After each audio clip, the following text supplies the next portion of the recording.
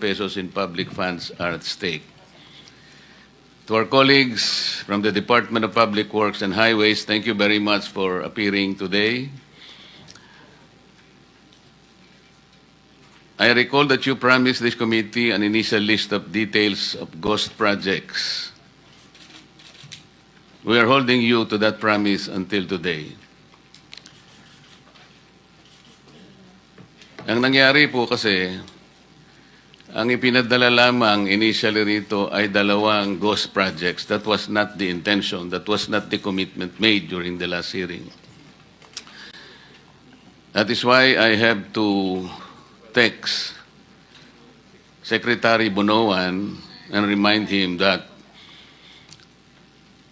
sa tanong ni Senator Jinggoy na marami naman talaga and you replied in the affirmative.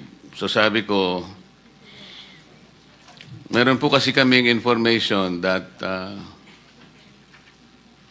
a certain DE already confessed to you that the amount of 7.3 billion was used for ghost projects. 7.3 billion pesos. So on the assumption that each project will cost 100 million each, easily, ang ghost projects po ay nasa vicinity of something like 70 ghost projects. Ang nangyari po, ang pinadala nyo ay dalawa lang. Pagkatapos, upon my insistence, nagpadala po kayo ng isang document na hindi ko po masyadong ma-figure out. Pero parang nag-i-indicate doon, you were saying that there are 17 or 15 projects na walang structure. Hindi ko po alam kung ang ibig sabihin nun, ghost projects. Pero malayo pa rin po doon sa estimates na inaasahan po ng committee. So, ang ginawa po namin, we utilize the data coming from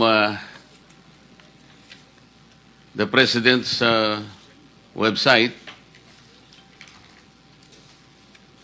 At doon po ay malinaw po na there are about 60 indicative of ghost projects.